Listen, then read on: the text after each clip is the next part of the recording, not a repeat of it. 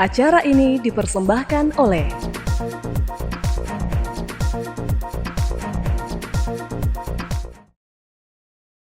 Halo pemirsa Unhas TV, senang sekali saya Zulkarni Jomar Taufik dapat kembali menjumpai Anda dalam program Unhas Daily.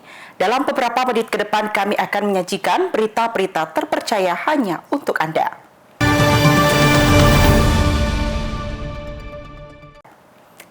Pemirsa, Rektor Universitas Lambung Mangkurat Banjarmasin melakukan kunjungan kerja ke Universitas Hasanuddin.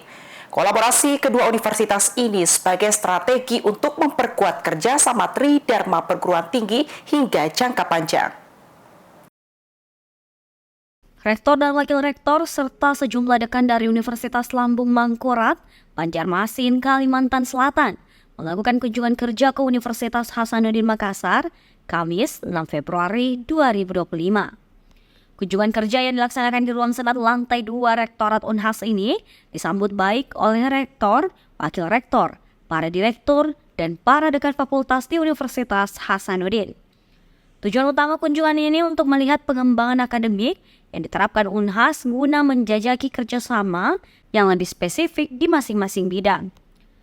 Rektor Universitas Lambung Mangkurat Profesor Dr. Ahmad Alim Bahri SEMSI mengatakan jika kolaborasi kedua universitas ini sebagai strategi untuk memperkuat kerjasama hingga jangka panjang. Pihaknya menyebut jika kedatangannya untuk belajar menggali bagaimana pengelolaan sistem perguruan tinggi oleh Universitas Hasanuddin, khususnya berkaitan Tridharma perguruan tinggi. Ya, yang pertama yang pasti bahwa kolaborasi antara Unhas dan ULM ini adalah merupakan salah satu langkah strategis yang dilakukan oleh ULM dan Unhas untuk memperkuat kerjasama jangka panjang di masa yang akan datang. Kami datang ke sini tentu saja dalam rangka belajar lebih banyak dari pengalaman Universitas Hasanuddin sebagai perguruan tinggi yang terbaik di kawasan timur Indonesia dan satu-satunya sebagai salah satu perguruan tinggi yang mengimbangi kemajuan dari perguruan tinggi di kawasan barat Indonesia. Oleh karena itu ULM belajar untuk menggali berbagai pengalaman pengelolaan sistem pengelolaan perguruan tinggi yang ada di Universitas Hasanuddin, khususnya untuk seluruh Tridharma perguruan tinggi dan pengelolaan sumber daya manusia yang ada di Unhas. Sementara Rektor Unhas Profesor Dr. Insinyur Jamaluddin Jompa MSc menawarkan program Unhas VLO.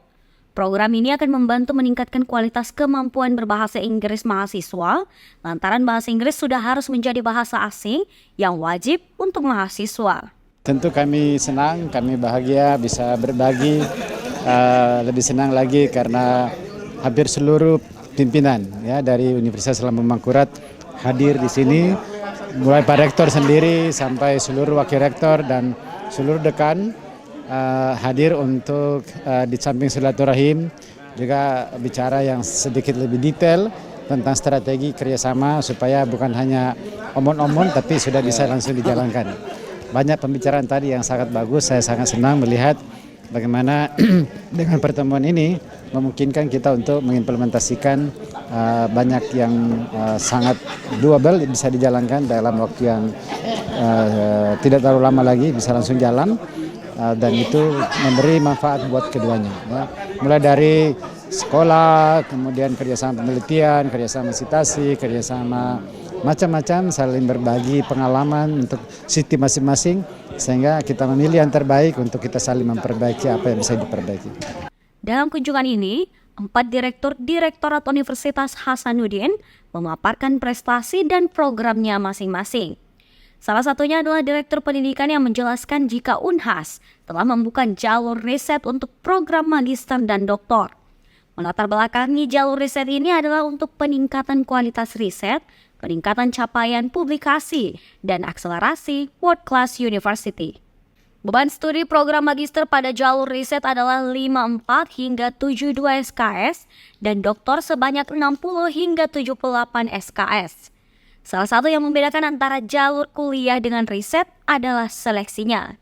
Jika jalur kuliah harus menggunakan TOEFL, TPA, dan wawancara oleh fakultas. Sedangkan untuk seleksi jalur riset, selain menggunakan TOEFL dan TPA, seleksi wawancaranya melibatkan calon pembimbing.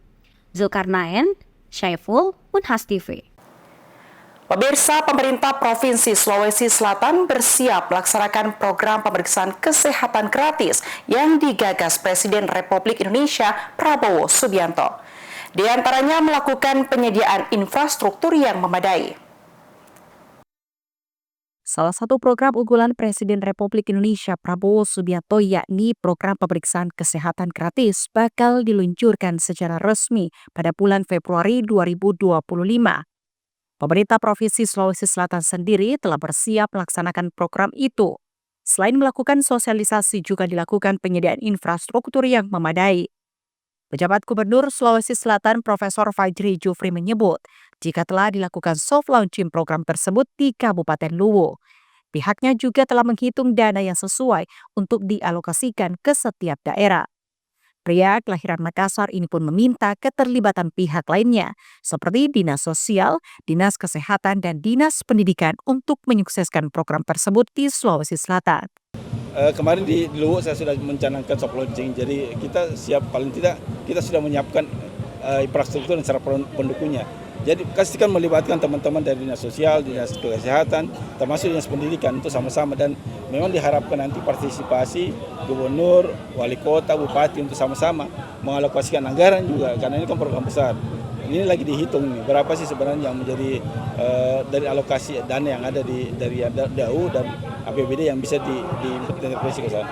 Program pemeriksaan kesehatan gratis ini dapat mendeteksi penyakit lebih dini, sehingga upaya pengobatan dapat segera dilakukan. Program ini akan menambah layanan kesehatan gratis yang telah ada. Secara teknis, pemeriksaan kesehatan gratis bakal difasilitasi di puskesmas dan klinik bagi yang berusia 5 tahun ke bawah dan 18 tahun ke atas. Sementara untuk anak sekolah usia 6 hingga 18 tahun, pemeriksaan akan dilakukan oleh petugas kesehatan di sekolah masing-masing. Zulkarnain, Rahmatia, Unhas TV. Inflation alias inflasi harga telur kembali terjadi di Amerika Serikat dengan perbakan flu burung yang menurut pantauan Departemen Pertanian Amerika Serikat memaksa memusnahkan 20 juta ayam per telur dalam beberapa bulan. Lonjakan harga ini kembali memukul restoran, terutama yang buka sejak pagi dengan hidangan sarapan. Selengkapnya dilaporkan tim VOA dari Washington DC. Perbakan flu burung di Amerika Serikat memaksa dimusnahkannya jutaan unggas, termasuk ayam petelur. At this point in time, it's the same problem we've been having for the last 6 months, only now it's more critical. Harga telur pun terus merangkak naik di supermarket, menambah beban bagi konsumen. I couldn't believe it. We just bought eggs, and they were like $11, $12. They were, I saw they ranged from $6 to $8 for just even like a dozen of them. And that was, I even said to myself, I'm like, this is blasphemy, it's just robbery, it's really expensive. Pemilik restoran UMKM pun ikut tertekan. I just hope things change. In all reality, I don't see it happening, but I can just pray for it. Just pray that small businesses like myself weather this storm. Blackberry Cafe milik Sekia di Phoenix, negara bagian Arizona, menyajikan hidangan untuk sarapan. Artinya, banyak hidangan di sini berbahan telur. We were paying $47 a case for eggs. This last week, our delivery was $91 and change for a case. So basically, that's almost 50% increase. Di New Haven, negara bagian Connecticut, restoran Zoe's juga menyajikan hidangan untuk makan pagi. Dan setiap pekannya, restoran ini menggunakan ribuan telur. The price have gone up dramatically. Just last week to this week, our price have gone up 15% on the case of egg. From October of last year till now, which is 4 months, we've gone up over 200%. Bila memungkinkan, Peter tak ingin menaikkan harga untuk konsumen. We may have to switch to a different size egg. Another thing they're talking about is brown eggs versus white eggs. Not that I think there's a difference. Sementara pemilik Twin Pines Diner ngaku tak punya banyak pilihan lain. Have no choice because everything else go up, but the eggs, the most we sell here, we have to buy it. Doesn't matter the price. Bukan hanya restoran yang fokus pada makan pagi yang terdampak. Bakery alias toko roti juga tertekan dengan meningkatnya harga telur yang menjadi salah satu bahan inti bagi adonan beragam roti dan kue. I was at Restaurant Depot yesterday and took a peek, and they are up to $106 for 15 dozen, and they were $22 a year ago. We don't like to have to go and buy, retail, but we certainly will. And we have found, especially in the last week, that there's been a couple opportunities where retail pricing has been better than wholesale pricing. Sejumlah restoran dan toko roti UMKM yang membeli telur mereka dari peternakan lokal mengaku tidak terlalu terpengaruh dibandingkan dengan yang membeli dari grosir. Ini karena harga telur dari peternakan lokal relatif mahal. Karena relatif tingginya harga produksi, tapi tidak mengalami volatilitas tinggi seperti halnya harga telur dari grosir. Dari Washington DC, saya Nova Purwadi dan tim VOA. Pemirsa, informasi tadi sekaligus menutup perjumpaan kita hari ini. Terus saksikan Unhas Daily hanya di Unhas TV.